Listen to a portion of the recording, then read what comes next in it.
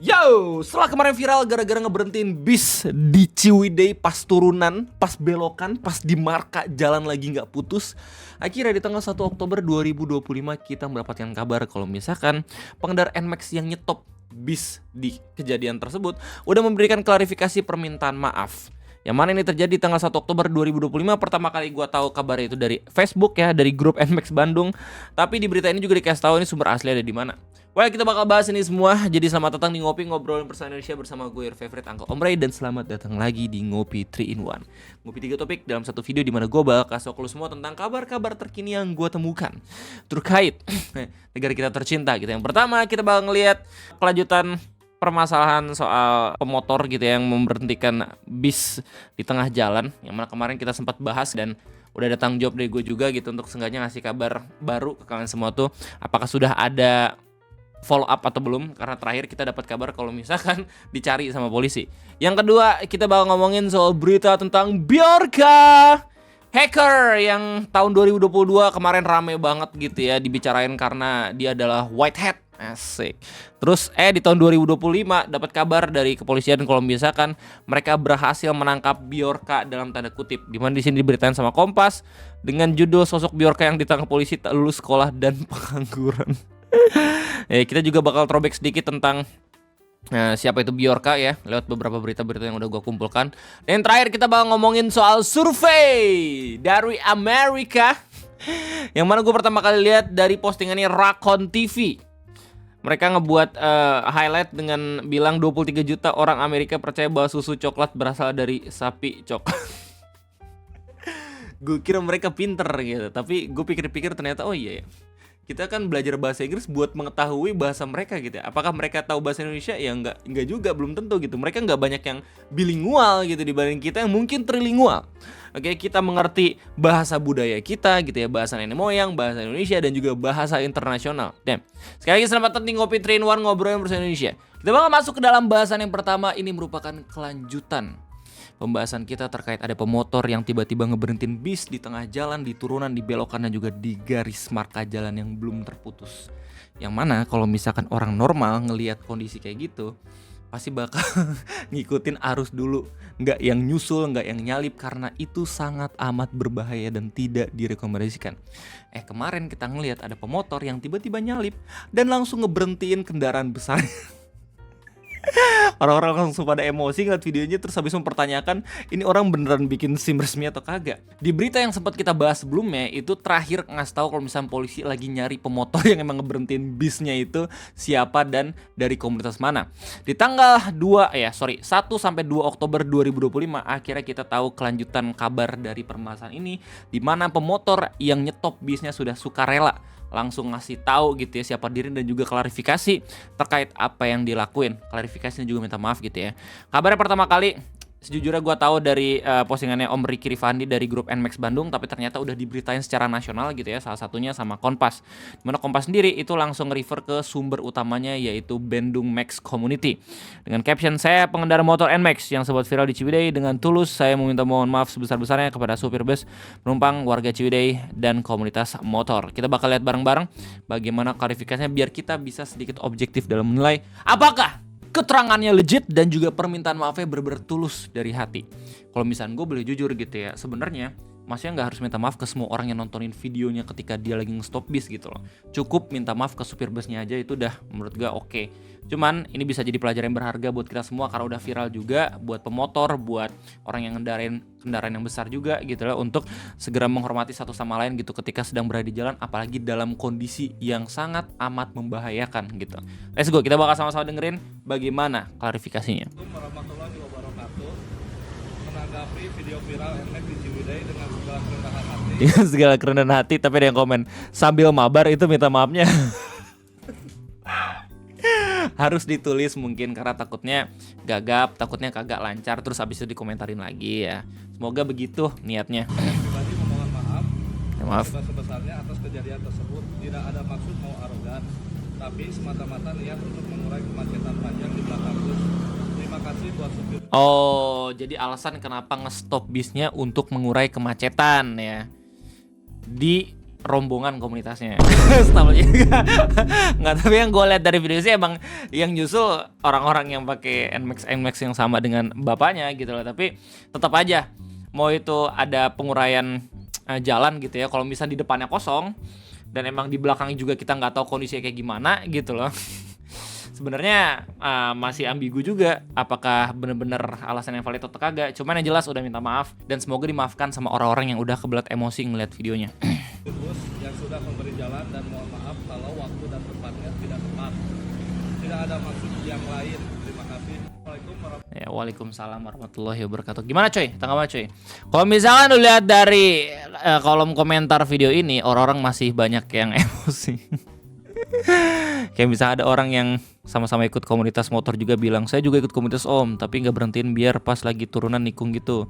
Kalau tromol bis lost brake terus nabrak om dan komunitas, om pasti nyalahin bis kan. Mengurai kemacetan bisa, tapi nggak di posisi turun nikung. Bis harus ancang-ancang ngambil tikungan. Jalan milik bersama, bukan milik yang pakai wah pamer bendera komunitas boleh, tapi jangan arogan di jalan gitu. Ini betul banget. Dan satu hal yang gue senang ketika nih peristiwa rame, orang-orang yang nggak tahu kalau misalkan apa yang mas-mas pemotor ini lakuin salah atau kagak, jadi tahu kalau misalkan yang dilakuin itu salah.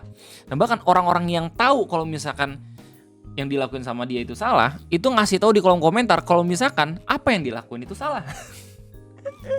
Ribet banget bang, maksudnya apa? Maksudnya adalah gue yakin di negara kita tercinta gak banyak orang-orang yang tahu kalau misalkan apa yang dilakuin sama mas-mas pemotor ini yang stop bis tiba-tiba gitu di kondisi yang sangat amat tidak memungkinkan itu salah ya. Karena kendaraan besar, sekali lagi gue harus kasih tahu, punya engine brake yang berbeda dengan kendaraan-kendaraan yang lebih kecil gitu ya. Mereka harus punya ancang-ancang dulu, entah itu pas lagi ngerem atau pas lagi belokan.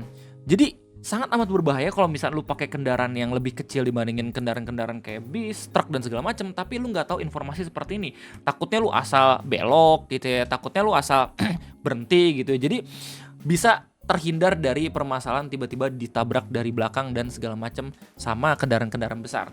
Ya gue nggak pengen membela supir-supir bus dan juga truk yang ugal-ugalan gitu ya, tapi dalam konteks video ini ya kita udah tahu sebenarnya siapa yang harusnya minta maaf.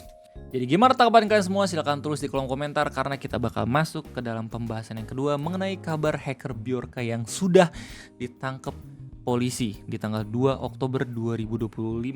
Ini kabar pertama kali gue tahu dari Kompas ya. Sebenarnya gue udah tahu dari kemarin, cuman akhirnya gue bahas biar seenggaknya bisa disimpulin gitu ya di tanggal 3 Oktober. Terus buat lo semua yang lupa siapa itu Bjorka, Bjorka adalah hacker yang sempat ramai di tahun 2022 karena berhasil membobol data 1,3 miliar registrasi kartu SIM Indonesia. Yang mana dibilang sama orang-orang sebagai hacker white hat atau hacker baik, karena apa? Karena dia ngasih tahu kalau misalkan ini salah pemerintah basically. Dan tanggapan Kominfo waktu itu ya ikonik banget. Bilang kayak kalau bisa jangan menyerang ya. Jadi udah dibobol datanya gitu ya. Kita berharap kalau misalnya pemerintah tuh bener-bener bisa langsung buru, tapi ya kita nggak tahu kabar Bjorka kayak gimana sampai pada akhirnya yang bisa dilakuin sama Kominfo waktu itu adalah ngasih himbauan kayak Dora ke swiper gitu ya. Kalau bisa jangan menyerang. Selain itu Bjorka juga nggak cuma ngehack dan juga ngebobol data 1,3 miliar registrasi kartu SIM Indonesia, tapi juga dia ngehack beberapa data lain kayak misalkan data pelanggan IndiHome gitu ya, terus habis itu data kantor kepresidenan Indonesia waktu zamannya Pak Jokowi dan masih banyak lagi. Jadi setelah rentetan peristiwa-peristiwa itu, nama Bjorka makin naik di negara kita tercinta. Di tanggal 3 Oktober 2025, tiba-tiba kita mendengar kabar kalau misalkan Bjorka dalam tanda kutip itu ditangkap polisi gara-gara mencoba untuk ngehack 4,9 juta data nasabah sebuah bank swasta di Indonesia. Jadi beritanya kayak gini. Polda Metro Jaya mengungkapkan identitas WFT, pemilik akun media sosial X, Bjorka dengan username Bjorkanesia yang ditangkap jajaran Subdit 4 Direktorat Research Cyber atas kasus pembobolan data yang tadi udah gue sebutin. Nah, tersangka katanya dengan inisial WFT, laki-laki usia 22 tahun. Lebih muda 8 tahun dibandingin gue. Ini masih seumuran adik gue ujar Kasubit Pemnas Bit Humas Polda Metro Jaya AKBP Ronald Simanjuntak dalam jumpa pers di Polda Metro Jaya. Beliau bilang hanya orang yang tidak lulus SMK, namun sehari-hari secara otodidak dia selalu mempelajari IT. Ucap Wakil Direktur Research Cyber Polda Metro Jaya AKBP Vianinus. Jadi the thing about orang yang tidak lulus SMK gitu ya, sebenarnya terlepas dari apa yang dia lakuin salah karena pengen ngehack data nasabah bank gitu, kita harus apresiasi karena basically dia belajar setelah nggak lulus gitu loh, ya nggak sih?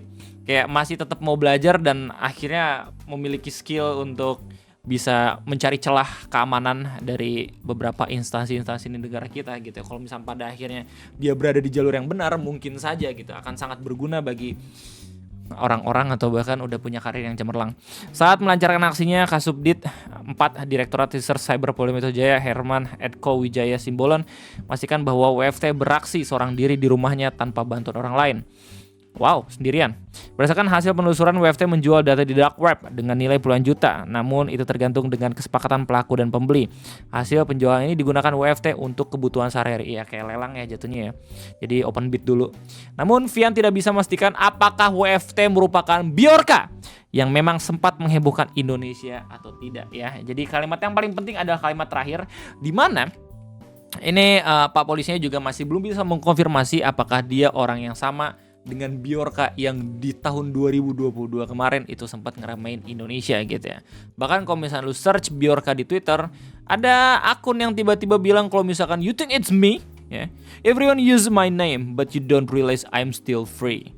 The one who appeared in 2022 gitu ya. Gue juga gak bisa mengkonfirmasi apakah Bjorkanism akun Instagram ini beneran Bjorka yang asli gitu ya. Cuma yang jelas ya kita masih belum tahu kebenarannya apakah ini Bjorka yang sempat ramai di tahun 2022 atau kagak. Karena semenjak nama Bjorka rame di tahun 2022 tersebut gitu ya, banyak banget hacker-hacker yang pada akhirnya ya punya nama Bjorka juga. Bahkan sekarang beritanya lagi rame gitu di Twitter, lagi trending.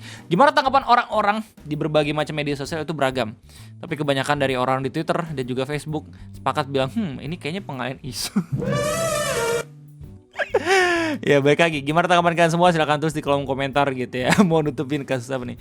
Kita bakal masuk ke dalam pembahasan yang terakhir ya, tentang sebuah berita yang gue lihat dari Recon TV yang ternyata masih ada beritanya di tahun 2017, CNN Amerika Serikat dengan judul Chocolate Milk Definitely Doesn't Come From Brown Cows But Some Adults Think Otherwise. Jadi berita ini basically ngasih tahu tentang hasil survei dari salah satu institut di Amerika Serikat di mana mereka coba buat memonitoring bagaimana opini orang-orang terkait susu gitu ya. Dimana mereka sendiri juga kaget kalau misalnya ternyata orang Amerika masih banyak yang percaya kalau misalkan susu coklat itu berasal dari sapi berwarna coklat. Dan gua ini asbun gua doang gitu ya. Mungkin aja kalau misalkan di Indonesia ada survei yang kayak gitu juga gitu. Gak sedikit juga orang yang masih percaya kalau misalnya susu coklat berasal dari sapi warna coklat. Jadi lewat CNN, some adults don't know where chocolate milk come from and we're a little concerned. Jadi sebagian orang-orang dewasa di Amerika itu masih banyak yang belum tahu susu coklat berasal dari mana. Dan mereka benar-benar khawatir ya. A survey from the Innovation Center for US Dairy found that 7% of American adults think chocolate milk comes from brown cows. Jadi 7% dari jumlah populasi manusia di Amerika Serikat itu masih percaya kalau misalkan susu coklat berasal dari sapi warna coklat. Ya, and if that percentage sounds small enough to be reasonable, hang onto your hats. 70% of American adults is about 70.3 million people. Artinya apa Bang Ray? Artinya 7% jumlah populasi orang-orang Amerika Serikat itu berarti 17,3 juta orang. Artinya 17,3 juta orang masih percaya kalau susu coklat berasal dari sapi warna coklat. Terdengar sangat amat lucu gitu ya. Tapi harap diingat kalau misalnya berita ini adalah berita lama di tahun 2017 ya, bukan tahun 2025.